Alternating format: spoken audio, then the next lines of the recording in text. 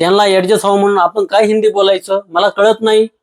त्यांनी मराठी बोलायचं का आपण हिंदी बोलायचं? हा, त्याला मराठी कळत नाही म्हणून आपण कॉम्प्रोमाइज करतो आणि त्याच्याशी हिंदी बोलतो का? म्हणून काय संबंध? माझी भाषा मराठी आहे, मी काय हिंदी बोलू? बाबा तू आलाय ना पोट भरायला, तू कामासाठी आलाय ना, तर तू मराठी शिकून घे. आणि जर तुला कळत नसेल तर तो तुझा प्रॉब्लेम आहे, माझा प्रॉब्लेम नाहीये. आपली महाराष्ट्रातली पोलीस यंत्रणा देखील बघा ना तुम्ही. आता तो गोकुळ झाकून होता, त्या मुलीला इतकं मारलं, उलटी पालटी करून त्याच्या छातीला मारून, तर त्याची गुन्हेगारी पार्श्वभूमी असल्याशिवाय तो इतकं क्रूर कृत्य करणारच नाही. ते पण दवाखान्यात. गोकुळचा हा एक बाहेरून परप्रांतीय आलाय आणि त्याची इतकी मजुरी का दवाखान्यात घुसून आपल्या मराठी मुलीला मारू शकतो?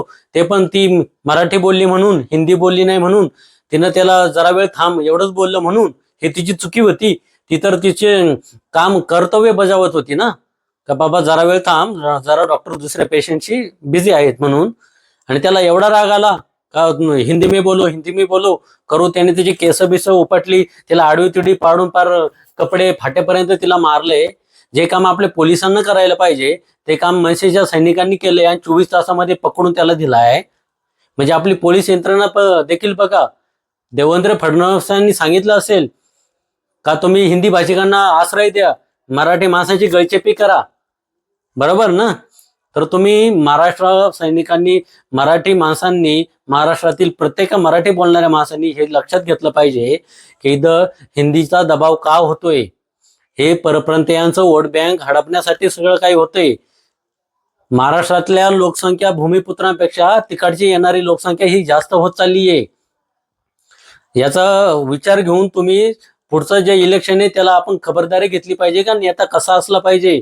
आपलं मुलांचं हित कशात आहे, इंग्रजी शिकण्यात आहे की हिंदी शिकण्यात आहे, याचा विचार देखील केला पाहिजे. हिंदी शिकून तुम्ही अमेरिका जपानला जाणार आहेत का?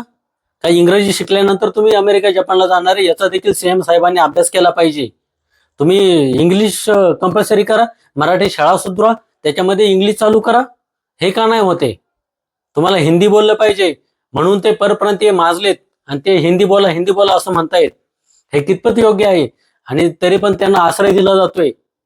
ही एकच घटना नाही, आता रोज अशा घटना होणार आहे. म्हणूनच मी म्हणतोय तुम्हाला जर हिंदी नाही आली, तुम्ही हिंदी जर नाही शिकला तर तुम्हाला देखील केस धरू दांड्यानी आपटून मारलं जाईल आणि हिंदी बोलावंच लागेल. हे लक्षात ठेवा.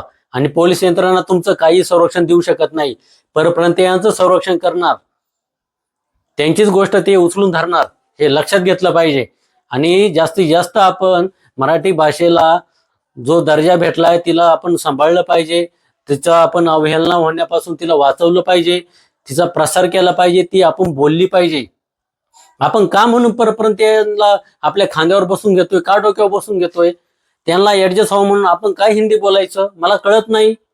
त्यांनी मराठी बोलायचं का आपण हिंदी बोलायचं? हा, त्याला मराठी कळत नाही म्हणून आपण कॉम्प्रोमाइज करतो आणि त्याच्याशी हिंदी बोलतो का? म्हणून काय संबंध? माझी भाषा मराठी आहे, मी काय हिंदी बोलू? बाबा तू आलाय ना पोट भरायला, तू कामासाठी आलाय ना, तर तू मराठी शिकून घे. आणि जर तुला कळत नसेल तर तो तुझा प्रॉब्लेम आहे, माझा प्रॉब्लेम नाहीये. ही गोष्ट आपण विचारात घेतली पाहिजे. मराठी माणसांनी देखील त्याला जर मराठी येत नाही तर त्याचा प्रॉब्लेम आहे, आपला प्रॉब्लेम नाहीये. हे आपण समजून घेतलं पाहिजे. त्याला कळत नाहीये म्हणून आपण हुलू हिंदी बोलतो लगेच, हे कितपत योग्य आहे? सुरुवात आपल्यापासून करा, आपण सुधरा. नाहीतर त्या कालच्या कल्याणमध्ये हॉस्पिटल झालेल्या त्या मुलीसारखी तुमची देखील गय झाल्याशिवाय राहणार नाही. परप्रांतीय येऊन तुमच्याकडून शिकून तुमचीच मारून जातील, हे लक्षात ठेवलं पाहिजे. तुम्ही कमेंटमध्ये नक्की सांगा तुम्हाला याबद्दल काय वाटतंय आणि तुमचं भविष्य देखील कसं आहे हे देखील तुम्ही सांगा. हे तुम्ही अजूनही बदलू शकता. मनसेला नाव ठेवताय, परंतु जिथं मराठी माणसावर काहीतरी अत्याचार अन्याय होतोय तिथं मनसेच कामा येते, हे तुम्हाला वारंवार प्रचिती येते.